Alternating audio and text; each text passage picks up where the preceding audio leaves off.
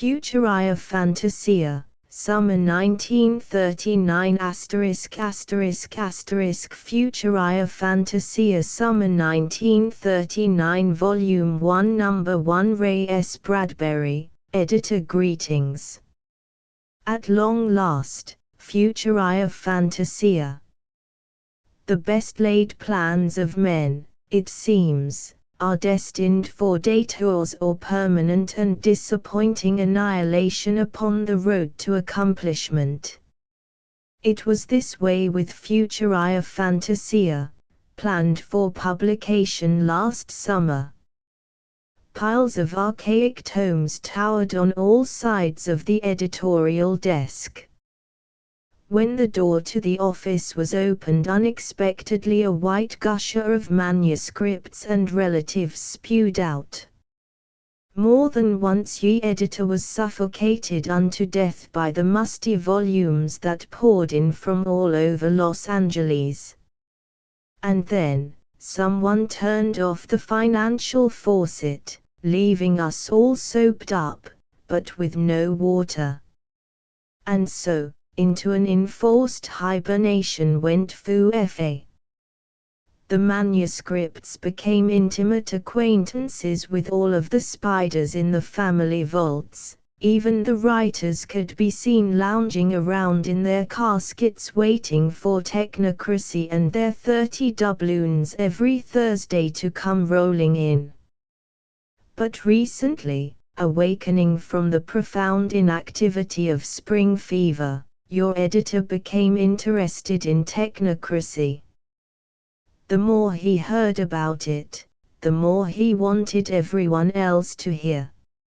So, turning the revolving door on his crypt, he reached over and shook T.B. Yerk out of his stupor and begged him to write an article, The Revolt of the Scientists, which appears herein. Not content with this, he engaged Ron Reynolds, new fan author who first appeared in Tucker's D-Journal, to whip up a story about the technate and its effect upon the hack writer in the coming decades. And Ackerman is here. Science fiction's finest fan and friend has turned in an interesting yarn that he wrote at the gentle age of 16. Some few years past. But best of all, there is nothing humorous in the issue by the editor himself, which should cause huge, grateful sighs of relief from mane to misc and back.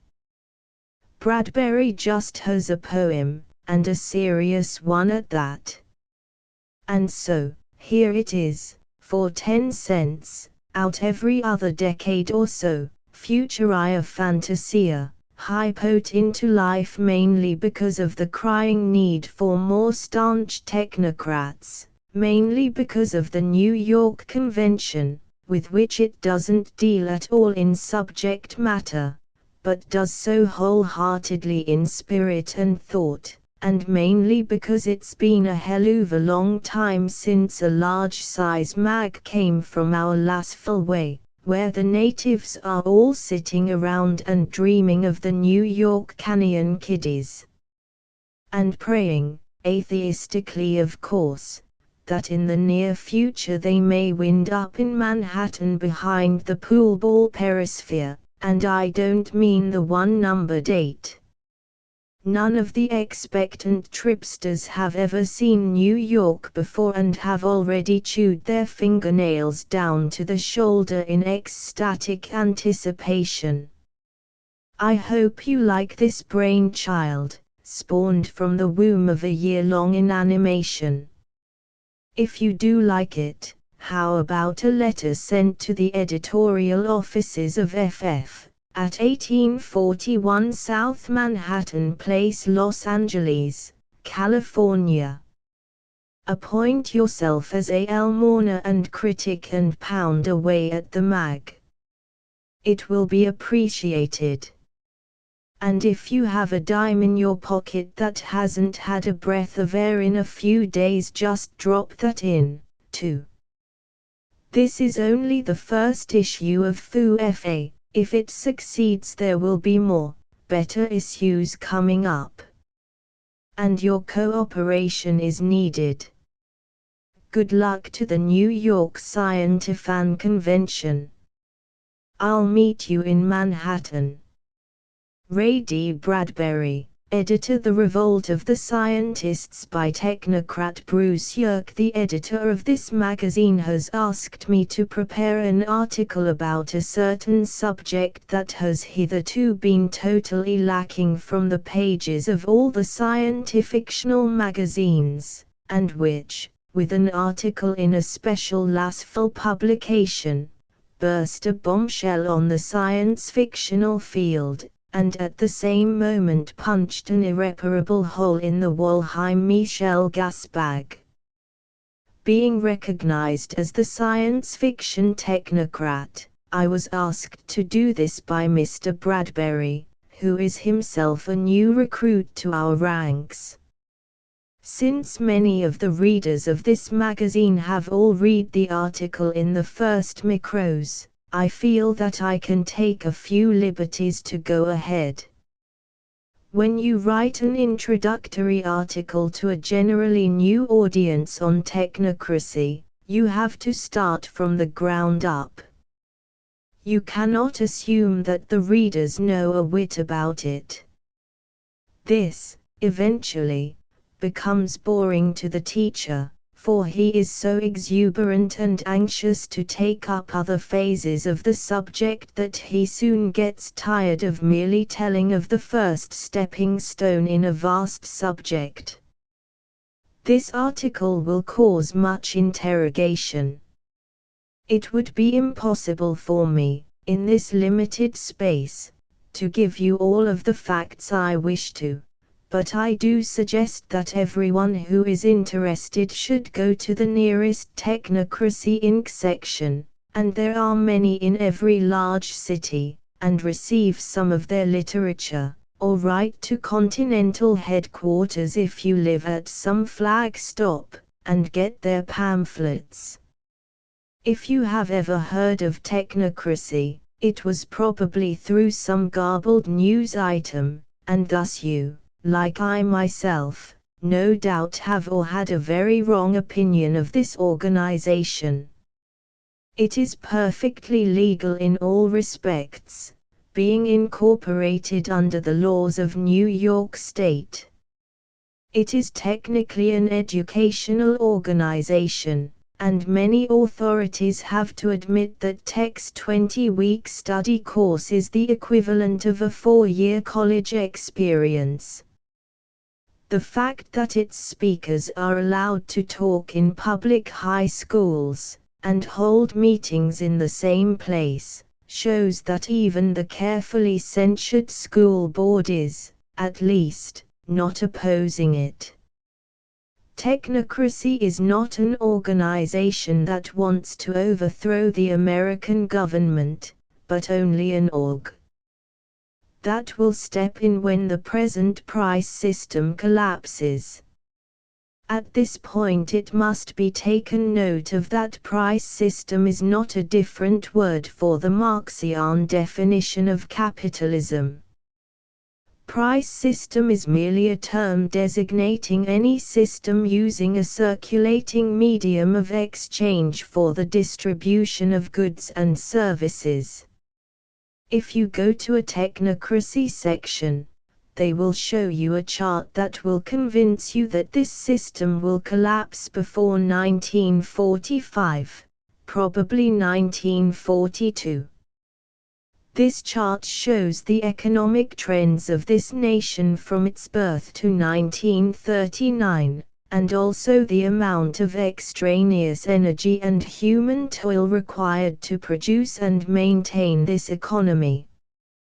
When you leave, you will be convinced, don't worry. I have not the time nor space to do that here.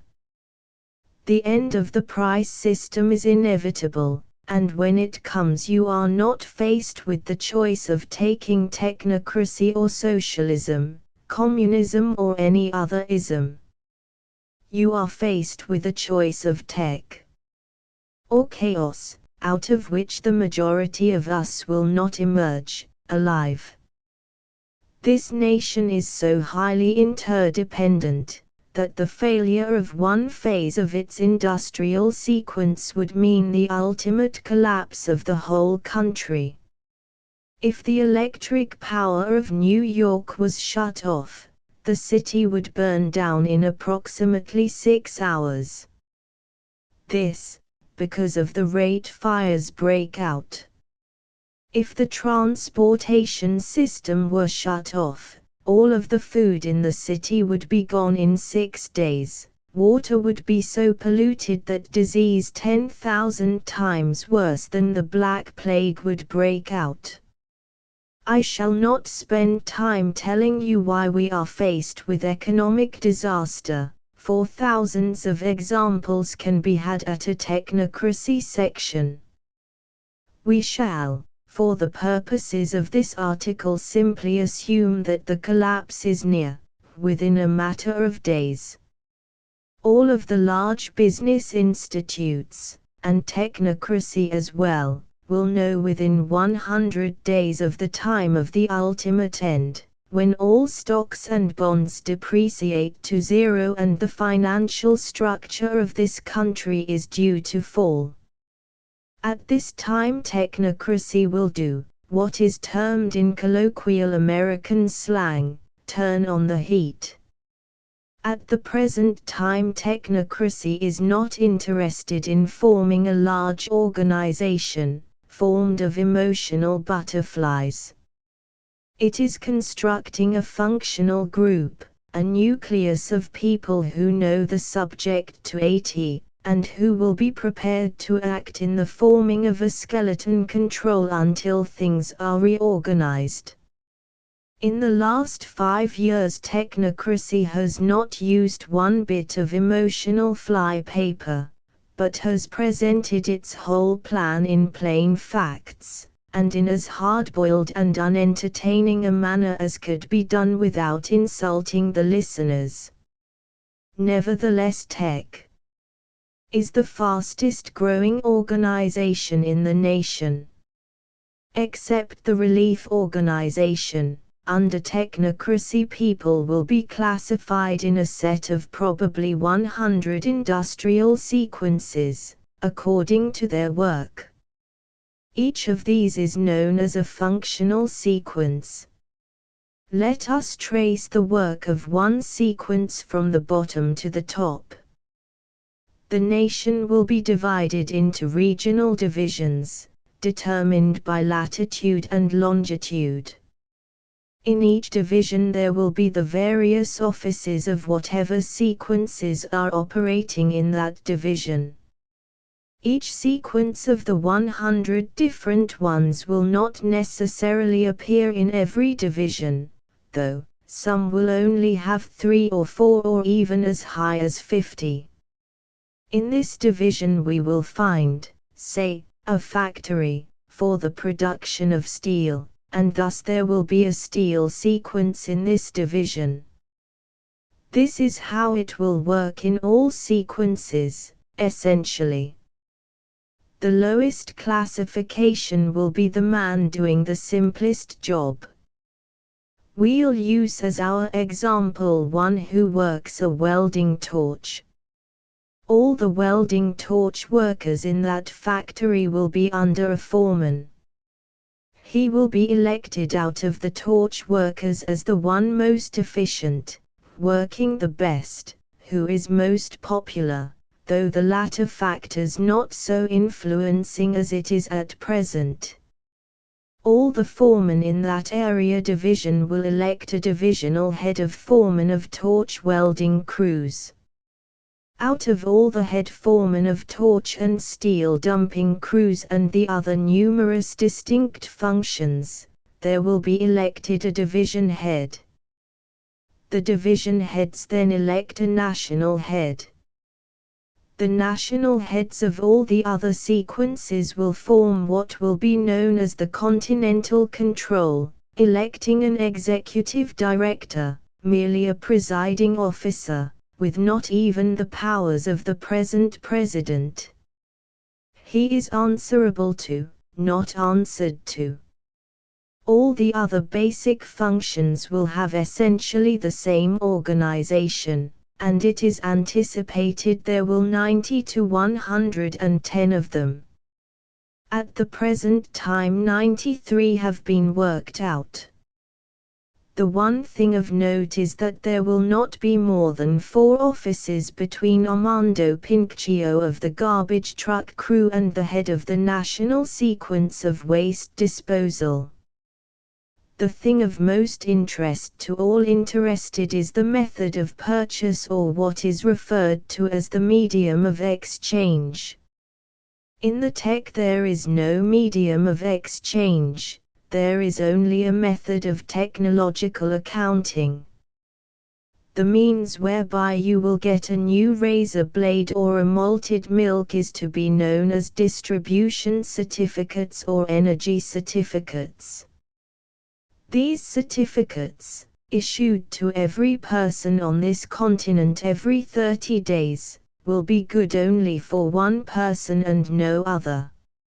Since they will be able to purchase as much, or, I should say, since they will give the individual purchasing power of $20,000 per year, each will have everything he needs.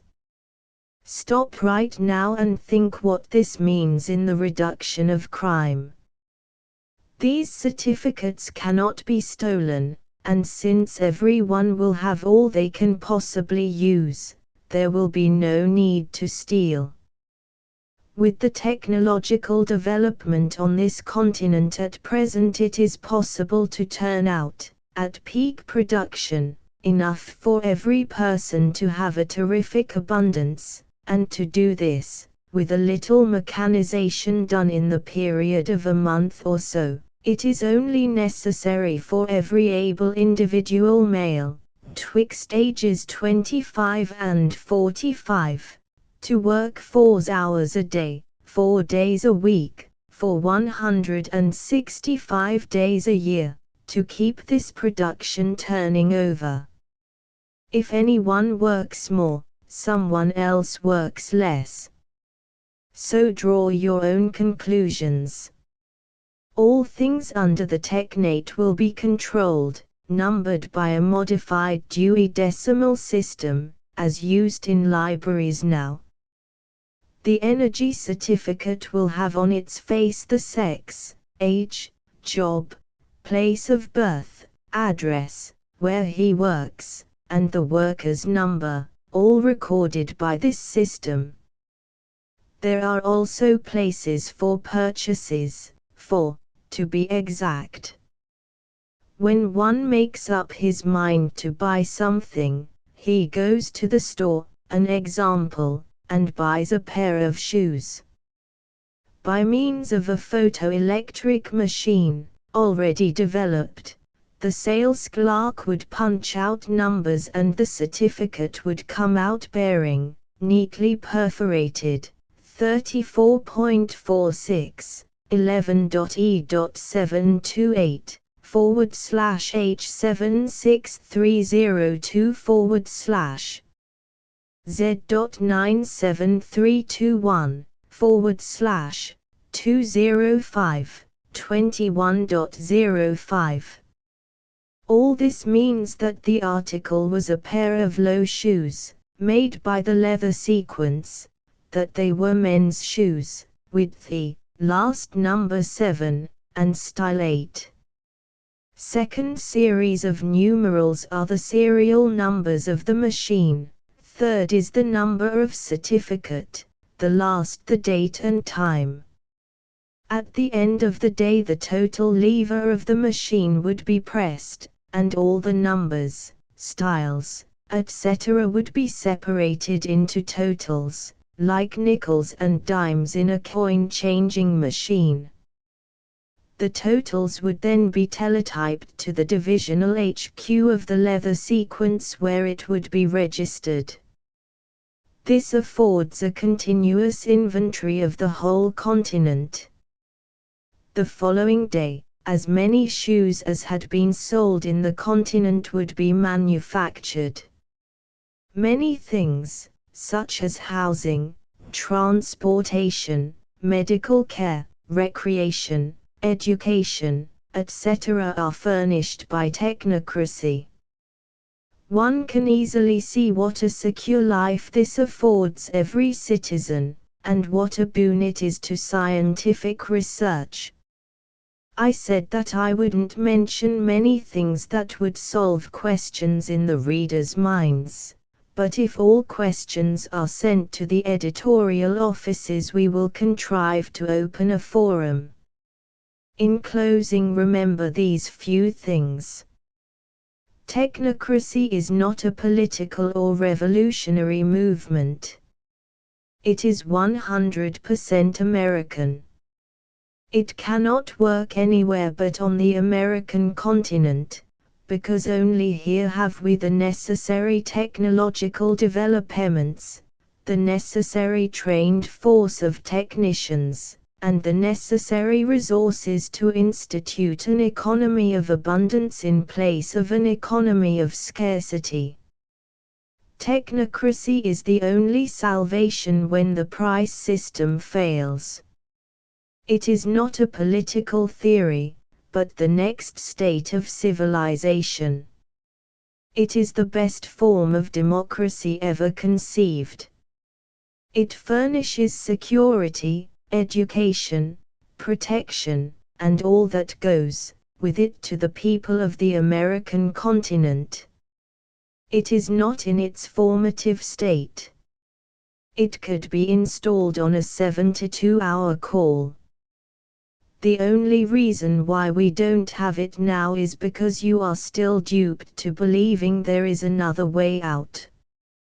Take technocracy, or take chaos.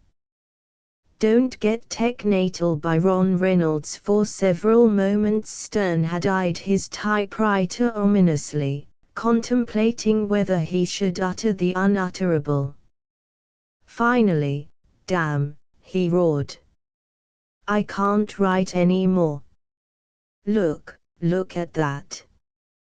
He tore the sheet out of the rollers and crumpled it in his fist. "If I'd known it would be this way," he said, "I wouldn't have voted for it. Technocracy is ruining everything." Bella Stern, preoccupied with her knitting, glanced up in horror. "What a temper!" she exclaimed. "Can't you keep your voice down?" She fussed with her work. "There now," she cried, "you made me drop a stitch. I want to be a writer." Samuel Stern lamented, turning with grim eyes to his wife. "And the technate has spoiled my fun." "The way you talk," Samuel said his wife, "I actually believe you want to go back to that barbarism prevalent in the dark 30s. "It sounds like one damned good idea," he said. "At least I'd have something decent, or indecent, to write about." "What can you mean?" she asked, tilting her head back and thinking. "Why can't you write?" "There are just oodles of things I can think of that are readable." Something like a tear rolled down Samuel's cheek. "No more gangsters, no more bank robberies, no more hold-ups, no more good, old-fashioned burglaries, no more vice gangs." His voice grew lachrymose as he proceeded down an infinite line of no mores. "No more sadness," he almost sobbed. "Everybody's happy, contented. No more strife and hard work. Oh, for the days when a gangland massacre was headline scoop for me." "Tush," sniffed Bella. "Have you been drinking again, Samuel?" He coughed gently. "I thought so," she said. "I had to do something," he declared. "I'm going nuts for want of a plot." Bella Stern laid her knitting aside and walked to the balcony, looked meditatively down into the yawning canyon of the New York street 50 stories below. She turned back to Sam with a reminiscent smile. Why not write a love story? What? Stern shot out of his chair like a hooked eel. Why, yes, she concluded. A nice love story would be very enjoyable. Love. Stern's voice was thick with sarcasm. Why, we don't even have decent love these days. A man can't marry a woman for her money, and vice versa. Everyone under technocracy gets the same amount of credit. No more Reno, no more alimony, no more breach of promise, or lawsuits. Everything is cut and dried. The days of society weddings and coming out parties are gone, 'cause everyone is equal. I can't write political criticisms about graft in the government, about slums and terrible living conditions, about poor starving mothers and their babies. Everything is okay, okay, okay. His voice sobbed off into silence. Which should make you very happy, countered his wife. Which makes me very sick, growled Samuel Stern. Look, Belle, all my life I wanted to be a writer. Okay. I'm writing for the pulp magazines for a couple years. Right. Okay. Then I'm writing sea stories, gangsters, political views, first-class bump-offs. I'm happy. I'm in my element. Then, bingo, in comes technocracy, makes everyone happy, bump. Out goes me. I just can't stand writing the stuff the people read today. Everything is science and education. He ruffled his thick black hair with his fingers and glared. You should be joyful that the population is at work doing what they want to do, Bella beamed. Sam continued muttering to himself. They took all the sex magazines off the market first thing, all of the gangster, murder and detective publications. They've been educating the children and making model citizens out of them. Which is as it should be, finished Bella. Do you realize, he blazed, whipping his finger at her, that for 2 years there hasn't been more than a dozen murders in the city? Not one suicide or gang war, or, heavens, sighed Bella. Don't be prehistoric, Sam. There hasn't been anything really criminal for 20 years now. This is 1975, you know. She came over and patted him gently on the shoulder. Why don't you write something science fictional? I don't like science, he spat. Then your only alternative is love, she declared firmly. He formed the despicable word with his lips. Then, no, I want something new and different. He got up and strode to the window. In the penthouse below he saw half a dozen robots moving about speedily, working.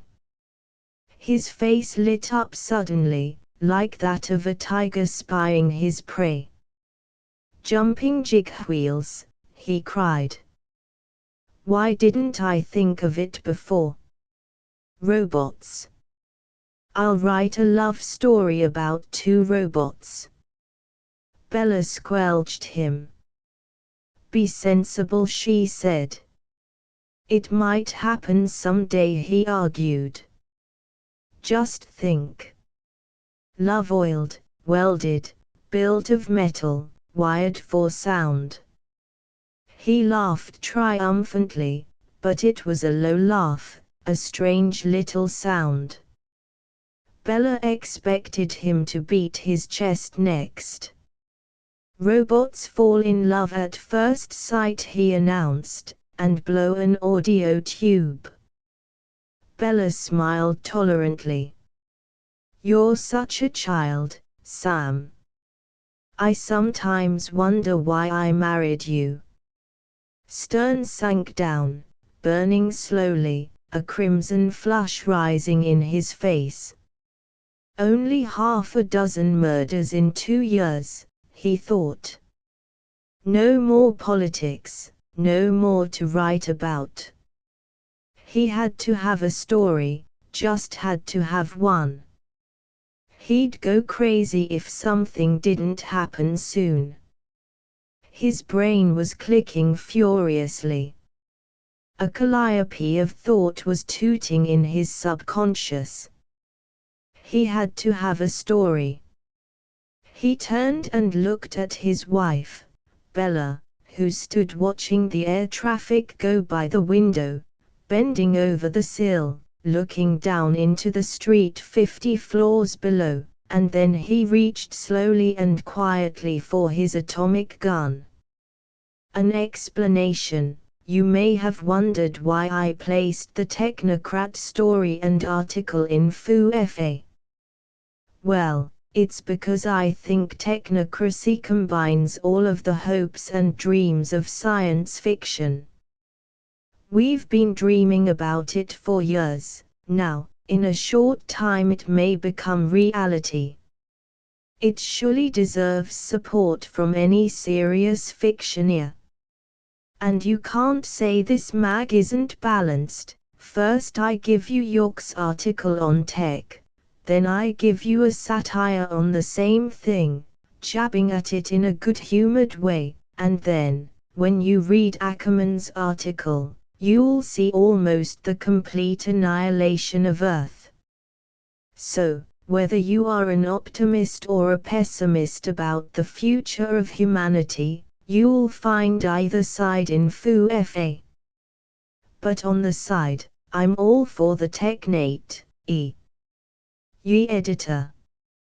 This being the first issue of Futuria, I feel fortunate in being able to offer a piece of scientific fiction by the field's most famous fan. The record was written first in 1929, scarcely more than a sketch, on 2 pages. Ackerman was 13. Ed Earlrep, LA, author of The Radium Pool, said of it, "I found it delighting and exceptionally interesting for the writing of a boy so young." Ackerman rewrote it into a 3-page story, later, the present product. It has not been touched since. It is not being retouched now. Allow me to present the record as a record of how Forey wrote, spelled and punctuated 6 years ago at the age of 16. Ed. The record by Forrest J. Ackerman for 20 years, for 20 long, horror-filled, war-laden years the Earth had not known peace. Hovering over the metropolises of the world came long, lean battle projectiles, glinting silver in the sunlight or coming like gaunt mirages of grey out of the midnight sky to blast man's civilization from its cultural foundations. Man against man, ship against ship, a ceaseless and useless orgy of slaughter. Men, at their battle stations in the ships, pressed buttons, releasing radio bombs that blistered space and lifted whole cities up in shattered pieces and flung them down, grim ruins, reminders of man's ignorant hatreds and suspicions. And gas, thick black clouds of it, billowing over the cities, seeking every possible egress, pushed forward by colossal wind machines. But even when victory came for the one side, often nature, in one of her vengeful moments, would send the black gas flowing back to annihilate its senders. Rays cut the air. Power bombs exploded incessantly. Evaporates robbed the earth of its water, shot it up into the atmosphere and made of it a fog that condensed only after many months. And heat rays made deserts out of fertile terrain. Rays that hypnotized caused even the strong-minded to commit suicide or reveal military secrets. Rays that affected the optical nerves swept cities and left the population groping and blind, unable to find food. It was a war that destroyed almost all of humanity. And why were they fighting? For pleasure and amusement. In the middle of the 22nd century, every nation had a standard defense. The weapons of war of each were equal, not in proportion to size, but actually, since manpower no longer counted high. Pacifism had done its best, but the world was armed to the hilt. And now, though illogically, it felt safe, for every nation meant the same as if all had nothing. Another thing, there was no work to be done. Robots did it. And there seemed nothing left to discover, invent or enjoy. Art was at its perfection, poetry was mathematically correct and unutterably beautiful, worked out by the aesthetic machines. Sculpturing had been given the effect complete, artists' hands guided by wonderful pieces of machinery. Huge museums were crammed with art put out synthetically. And thus it was with the many arts and their creators who grew stagnant in their perfection. And it was that way with the many sciences also. Paleontologists had found, and articulated, and catalogued every fossil. The ancestor of the Eohippus, the little four-toed dawn horse, was discovered, the direct line between man and ape established in skeletal remains, the seat of life itself definitely proved Holotica. And great biochemists, skilled in the science of vital processes, had created synthetic tissues and muscles and flesh, built upon the frames that had been recovered bodies with skillful modeling, even supplied them with blood and given them the spark of life, so that paleobotanists recreated the flora of a prehistoric era. Again the ponderous amphibious brontosaur pushed through marshes. Fish emerged upon the land, and the first bird Archaeopteryx tried his imperfect wings for flight. In the regulated climates of long-dead ages, fish, amphibians, reptiles, birds and mammals lived again for the edification of those interested in the very ancient, or who were amused with queer animals. But that was only paleontologically speaking. There were the heavens to be considered. They had been, the stars and planets weighed and measured, their composition noted, courses plotted with super-accuracy. Every feature had been mapped, every climactic condition recorded. Life had been named and numbered, then photographed. And these were but first considerations. Actually, what wasn't known about the solar system had not occurred as yet. But that would probably be remedied by a machine to view the future. There was physics, biology, anthropology, zoology, geology, bacteriology, botany, and ologies and atonies and onomies such as ran into figures which only machines could calculate. A book could indeed have been written of the accomplishments of super race. But this is of the war itself, and how it came about, and how it all ended. Stated simply, in 2150 the point of diminishing utility had been reached. To the hungry man, the first course of dinner is wonderfully delicious, the second good, the third satisfying. Through the ages people have hungered after luxury and leisure, but when he finds his food, a lot of it, man finds suddenly that it no longer appeals to him. In fact, too much is bound to make him sick and often disagreeable. He looks around for something else. So did the people of the 22nd century. They had all of the pleasurable amusements they wanted, but it was also intellectual. Everything was culture. They had surfeited with it. And suddenly they wanted to forget it. All play and no work made man a discontented citizen. A reaction set in. Man was not completely civilized as yet. The war. 21 years the war raged. And scarcely a million survived. Bit by bit this million was whittled down by the weapons of destruction to ragged handfuls of things that once had been cultured.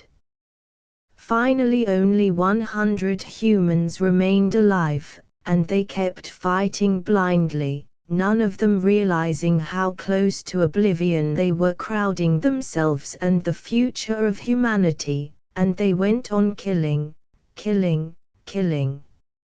It is doubtless but what the entire human race would have vanished, leaving the world to the more competent, though half-ignorant, hands of the beasts, who fought and killed one another for self-preservation and for food, not because of madness, and who did not have books and talk and have culture. The human race would have gone, had it not been for the record. The fighters of war's end, leaving their machines and countries to congregate for personal combat, were engaging in hand-to-hand attacks in the ruins of what once had been a tall and powerful city in the 20th century, but now lay crumbling, its proud buildings falling to the ground, sticking out iron-rusted skeletons to the sky, and the city was Los Angeles. Hedrick Hunson was fighting with phosphorized fists, hand enclosed in chemically treated gloves that burned as they struck the antagonist, insulated on the interior for the wearer, when suddenly the two of them were caught by a spreader. The other man died instantly, but Hedrick got it in the side and was whirled about sickeningly, and survived. He was lying painfully on something when he came to, but felt too dizzy and sick to move. At last, when his head had cleared a bit, he rolled over into a sitting position and reached out his arms to grasp a phonograph. Big things came in small packages in the days of 2171, and a portable phonograph might well be taken for a weapon of some sort, which was exactly what Hedrick thought. And you can hardly blame him, because no one in that generation had ever seen one of the things. There was a curious story connected with the dying of music, concerning the days of 2050 when there was a movement to stamp out all symphonies and songs and things even slightly sentimental. But back to Hedrick. Hedrick found the crank that wound the portable, turned it, reasoning that perhaps it gave power, and then, holding it away from him, he waited for rays to spurt out or something to explode. Nothing happened. Hedrick was disappointed. After an agony of perspiration and puzzlement, he finally accidentally placed the needled arm onto the disc. The disc, he noticed, was black and filled with little undulations. The disc was like a wheel, so Hedrick thought. It should revolve like one, shouldn't it? He pushed the starter thoughtfully and was more than surprised when the disc started spinning.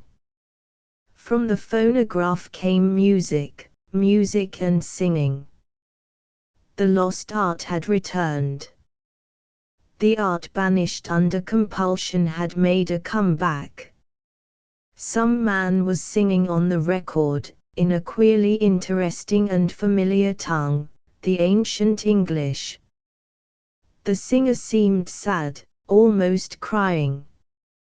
And Hedrick was thrilled as he played it over and over again, drinking in the new experience like wine on the lips of a connoisseur.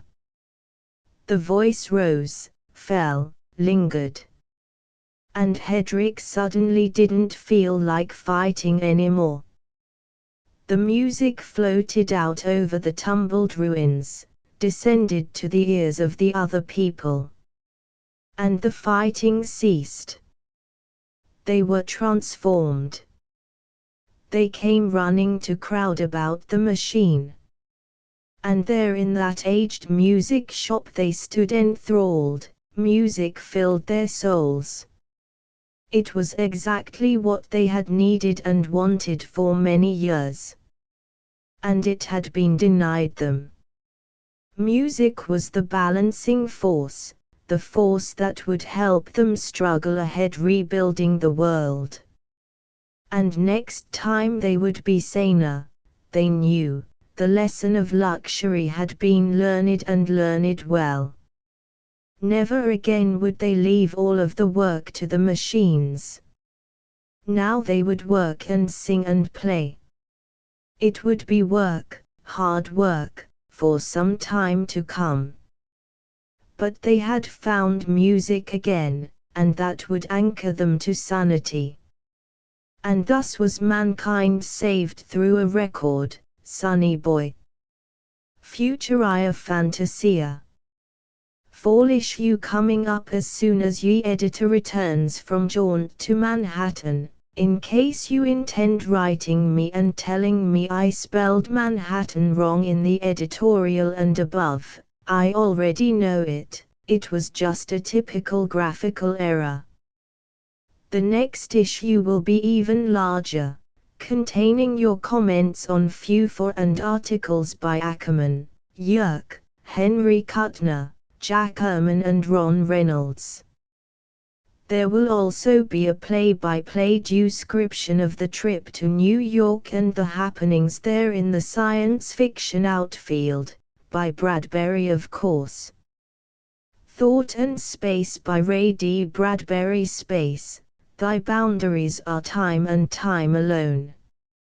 No earth-born rocket, seedling skyward sown, will ever reach your cold, infinite end. This power is not man's to build or send.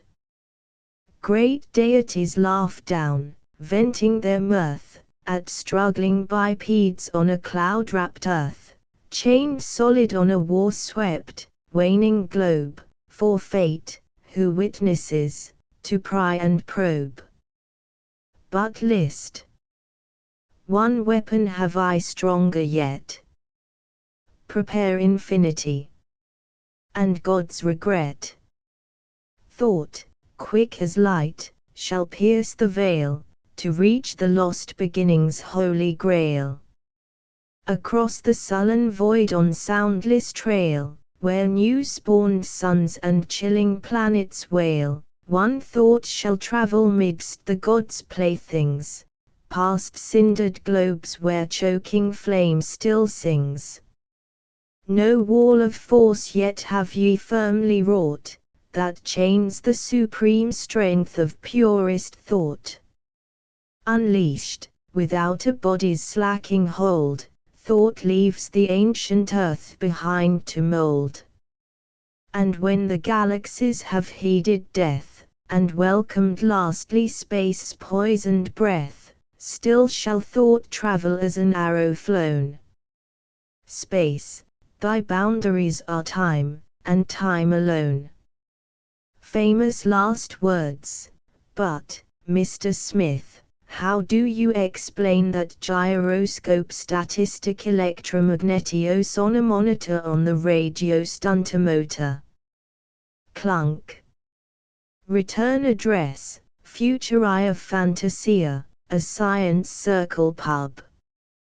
1841 S. Manhattan PL Los Angeles, Calif. ***** End of the Project Gutenberg ebook Futuria Fantasia, Summer 1939 ***** Updated editions will replace the previous one, the old editions will be renamed. Creating the works from print editions not protected by U.S. copyright law means that no one owns a United States copyright in these works, so the Foundation, and you, can copy and distribute it in the United States without permission and without paying copyright royalties. Special rules, set forth in the general terms of use part of this license, apply to copying and distributing Project Gutenberg trademark symbol electronic works to protect the Project Gutenberg trademark symbol concept and trademark.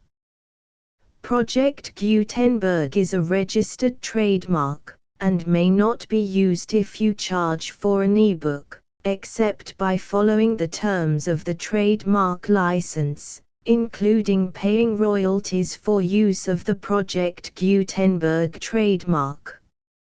If you do not charge anything for copies of this ebook, complying with the trademark license is very easy. You may use this ebook for nearly any purpose such as creation of derivative works, reports, performances and research. Project Gutenberg ebooks may be modified and printed and given away. You may do practically anything in the United States with ebooks not protected by U.S. copyright law.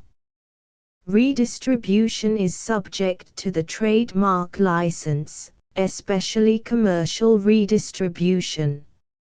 Start. Full license. The full Project Gutenberg license. Please read this before you distribute or use this work to protect the Project Gutenberg trademark symbol mission of promoting the free distribution of electronic works. By using or distributing this work, or any other work associated in any way with the phrase Project Gutenberg, you agree to comply with all the terms of the full Project Gutenberg trademark symbol license available with this file or online at www.gutenberg.org/license. Section 1. General Terms of Use and Redistributing Project Gutenberg Trademark Symbol Electronic Works 1.0. By reading or using any part of this Project Gutenberg trademark symbol electronic work, you indicate that you have read, understand, agree to and accept all the terms of this license and intellectual property, trademark/copyright, agreement. If you do not agree to abide by all the terms of this agreement, you must cease using and return or destroy all copies of Project Gutenberg trademark symbol electronic works in your possession. If you paid a fee for obtaining a copy of or access to a Project Gutenberg trademark symbol electronic work and you do not agree to be bound by the terms of this agreement, you may obtain a refund from the person or entity to whom you paid the fee as set forth in paragraph 1.e.8. 1.b Project Gutenberg is a registered trademark. It may only be used on or associated in any way with an electronic work by people who agree to be bound by the terms of this agreement. There are a few things that you can do with most Project Gutenberg trademark symbol electronic works even without complying with the full terms of this agreement. See paragraph 1.c below. There are a lot of things you can do with Project Gutenberg trademark symbol electronic works if you follow the terms of this agreement and help preserve free future access to Project Gutenberg trademark symbol electronic works. See paragraph 1.e below. 1.c The Project Gutenberg Literary Archive Foundation, the Foundation or PGLAF, owns a compilation copyright in the collection of Project Gutenberg trademark symbol electronic works. Nearly all the individual works in the collection are in the public domain in the United States. If an individual work is unprotected by copyright law in the United States and you are located in the United States, we do not claim a right to prevent you from copying, distributing, performing, displaying or creating derivative works based on the work as long as all references to Project Gutenberg are removed. Of course, we hope that you will support the Project Gutenberg trademark symbol mission of promoting free access to electronic works by freely sharing Project Gutenberg trademark symbol works in compliance with the terms of this agreement for keeping the Project Gutenberg trademark symbol name associated with the work. You can easily comply with the terms of this agreement by keeping this work in the same format with its attached full Project Gutenberg trademark symbol license when you share it without charge with others. 1.d The copyright laws of the place where you are located also govern what you can do with this work. Copyright laws in most countries are in a constant state of change. If you are outside the United States, check the laws of your country in addition to the terms of this agreement before downloading, copying, displaying, performing, distributing or creating derivative works based on this work or any other Project Gutenberg trademark symbol work. The Foundation makes no representations concerning the copyright status of any work in any country other than the United States. 1.e Unless you have removed all references to Project Gutenberg. 1.e.1 The following sentence, with active links to, or other immediate access to, the full Project Gutenberg trademark symbol license must appear prominently whenever any copy of a Project Gutenberg trademark symbol work, any work on which the phrase Project Gutenberg appears, or with which the phrase Project Gutenberg is associated, is accessed, displayed, performed, viewed, copied or distributed. This ebook is for the use of anyone anywhere in the United States and most other parts of the world at no cost and with almost no restrictions whatsoever. You may copy it, give it away or reuse it under the terms of the Project Gutenberg license included with this ebook or online at www.gutenberg.org. If you are not located in the United States, you will have to check the laws of the country where you are located before using this ebook. 1.e.2 If an individual Project Gutenberg trademark symbol electronic work is derived from texts not protected by U.S. copyright law, does not contain a notice indicating that it is posted with permission of the copyright holder, the work can be copied and distributed to anyone in the United States without paying any fees or charges. If you are redistributing or providing access to a work with the phrase Project Gutenberg associated with or appearing on the work, you must comply either with the requirements of paragraphs 1.e.1 through 1.e.7 or obtain permission for the use of the work and the Project Gutenberg trademark symbol trademark as set forth in paragraphs 1.e.8 or 1.e.9. 1.e.3 If an individual Project Gutenberg trademark symbol electronic work is posted with the permission of the copyright holder, your use and distribution must comply with both paragraphs 1.e.1 through 1.e.7 and any additional terms imposed by the copyright holder.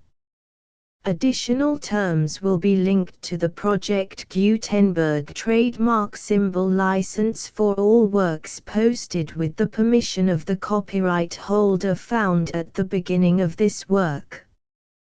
1.e.4 Do not unlink or detach or remove the full Project Gutenberg trademark symbol license terms from this work, or any files containing a part of this work or any other work associated with Project Gutenberg trademark symbol.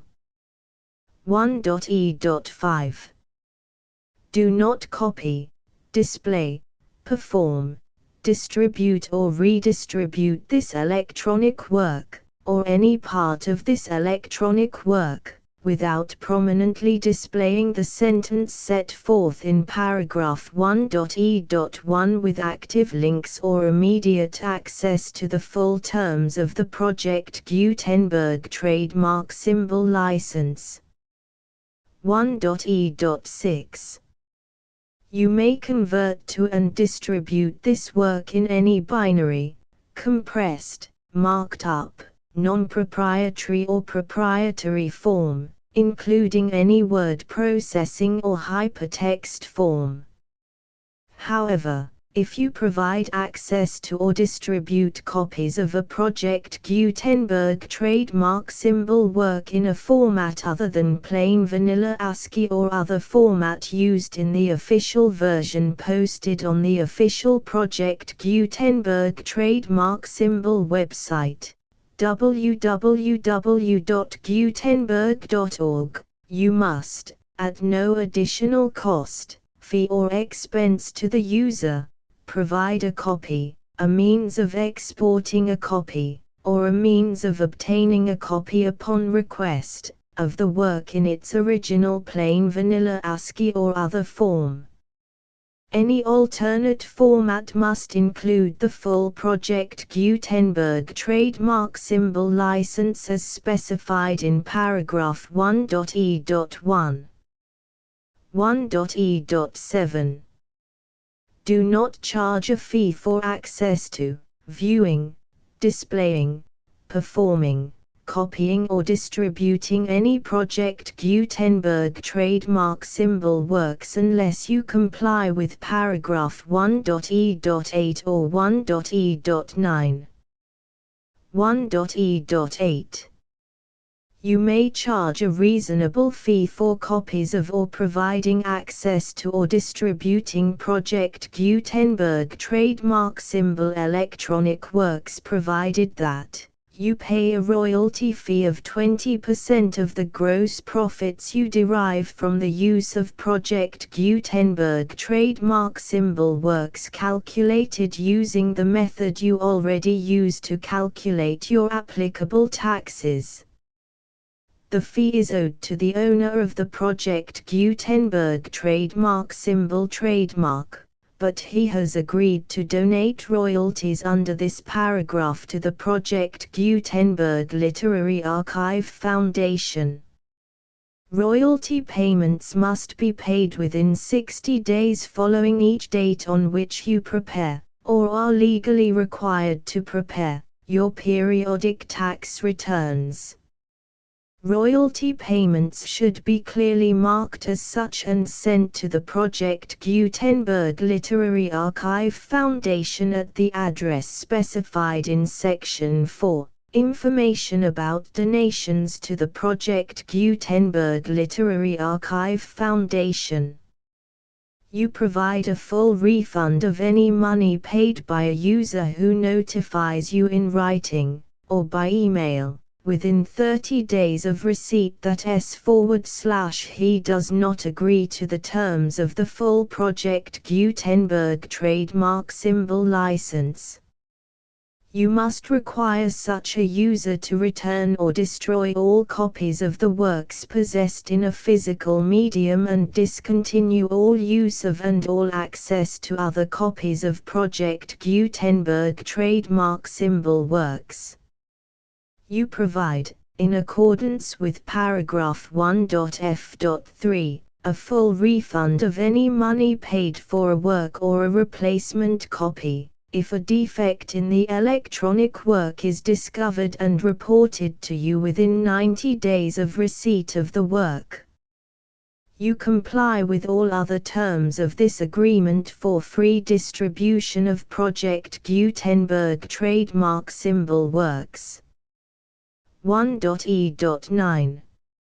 If you wish to charge a fee or distribute a Project Gutenberg trademark symbol electronic work or group of works on different terms than are set forth in this agreement, you must obtain permission in writing from the Project Gutenberg Literary Archive Foundation, the manager of the Project Gutenberg trademark symbol trademark. Contact the Foundation as set forth in Section 3 below. 1.f1.f.1.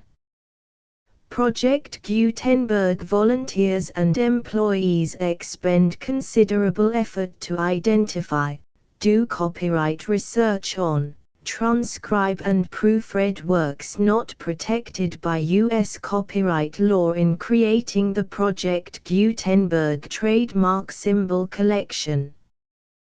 Despite these efforts, Project Gutenberg trademark symbol electronic works, and the medium on which they may be stored, may contain defects such as, but not limited to, incomplete, inaccurate or corrupt data, transcription errors, a copyright or other intellectual property infringement, a defective or damaged disk or other medium, a computer virus, or computer codes that damage or cannot be read by your equipment. 1.f.2. Limited warranty, disclaimer of damages, except for the right of replacement or refund described in paragraph 1.f.3, the Project Gutenberg Literary Archive Foundation, the owner of the Project Gutenberg trademark symbol trademark, and any other party distributing a Project Gutenberg trademark symbol electronic work under this agreement, disclaim all liability to you for damages, costs and expenses, including legal fees. You agree that you have no remedies for negligence, strict liability, breach of warranty or breach of contract except those provided in paragraph 1.f.3. You agree that the Foundation, the trademark owner, and any distributor under this agreement will not be liable to you for actual, direct, indirect, consequential, punitive or incidental damages even if you give notice of the possibility of such damage. 1.f.3 Limited right of replacement or refund. If you discover a defect in this electronic work within 90 days of receiving it, you can receive a refund of the money, if any, you paid for it by sending a written explanation to the person you received the work from. If you received the work on a physical medium, you must return the medium with your written explanation. The person or entity that provided you with the defective work may elect to provide a replacement copy in lieu of a refund. If you received the work electronically, the person or entity providing it to you may choose to give you a second opportunity to receive the work electronically in lieu of a refund. If the second copy is also defective, you may demand a refund in writing without further opportunities to fix the problem. 1.f.4 Except for the limited right of replacement or refund set forth in paragraph 1.f.3, this work is provided to you as is, with no other warranties of any kind, express or implied, including but not limited to warranties of merchantability or fitness for any purpose. 1.f.5 Some states do not allow disclaimers of certain implied warranties or the exclusion or limitation of certain types of damages. If any disclaimer or limitation set forth in this agreement violates the law of the state applicable to this agreement, the agreement shall be interpreted to make the maximum disclaimer or limitation permitted by the applicable state law. The invalidity or unenforceability of any provision of this agreement shall not void the remaining provisions. 1.f.6 Indemnity. You agree to indemnify and hold the foundation, the trademark owner, any agent or employee of the foundation, anyone providing copies of Project Gutenberg trademark symbol electronic works in accordance with this agreement, and any volunteers associated with the production, promotion and distribution of Project Gutenberg trademark symbol electronic works, harmless from all liability, costs and expenses, including legal fees, that arise directly or indirectly from any of the following which you do or cause to occur. A. Distribution of this or any Project Gutenberg trademark symbol work. B. Alteration, modification, or additions or deletions to any Project Gutenberg trademark symbol work, and C. Any defect you cause. Section 2. Information about the mission of Project Gutenberg trademark symbol. Project Gutenberg trademark symbol is synonymous with the free distribution of electronic works in formats readable by the widest variety of computers, including obsolete, old, middle-aged and new computers. It exists because of the efforts of hundreds of volunteers and donations from people in all walks of life. Volunteers and financial support to provide volunteers with the assistance they need are critical to reaching Project Gutenberg trademark symbol's goals and ensuring that the Project Gutenberg trademark symbol collection will remain freely available for generations to come. In 2001, The Project Gutenberg Literary Archive Foundation was created to provide a secure and permanent future for Project Gutenberg trademark symbol and future generations. To learn more about the Project Gutenberg Literary Archive Foundation and how your efforts and donations can help, see sections 3 and 4 and the Foundation information page at www.gutenberg.org. Section 3. Information about the Project Gutenberg Literary Archive Foundation. The Project Gutenberg Literary Archive Foundation is a non-profit 501(c)(3) educational corporation organized under the laws of the state of Mississippi and granted tax-exempt status by the Internal Revenue Service. The Foundation's IN or Federal Tax Identification Number is 64-6221541. Contributions to the Project Gutenberg Literary Archive Foundation are tax-deductible to the full extent permitted by U.S. federal laws and your state's laws. The Foundation's business office is located at 809 North 1500 West, Salt Lake City, UT 84116, 801-596-1887.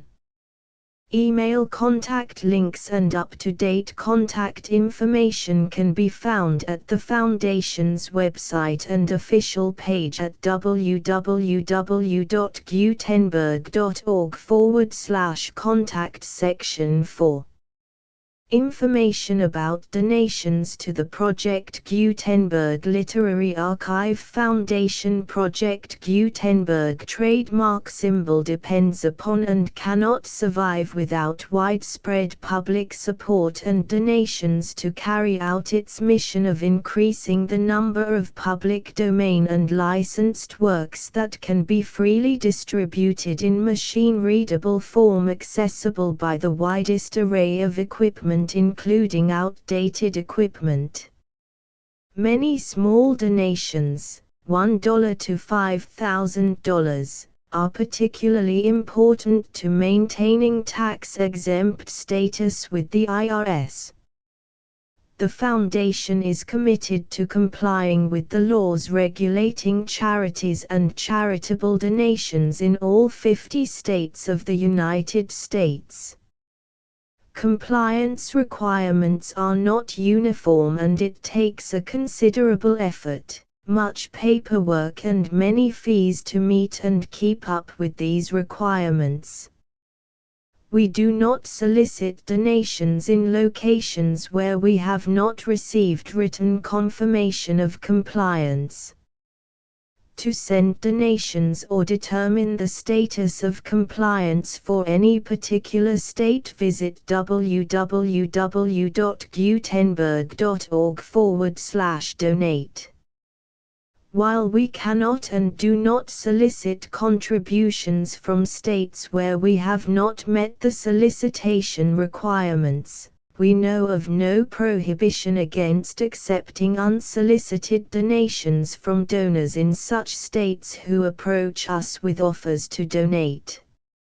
International donations are gratefully accepted, but we cannot make any statements concerning tax treatment of donations received from outside the United States.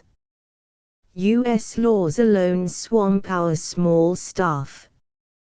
Please check the Project Gutenberg web pages for current donation methods and addresses. Donations are accepted in a number of other ways including checks, online payments and credit card donations. To donate, please visit www.gutenberg.org/donate. Section 5. General information about Project Gutenberg trademark symbol electronic works. Professor Michael S. Hart was the originator of the Project Gutenberg trademark symbol concept of a library of electronic works that could be freely shared with anyone.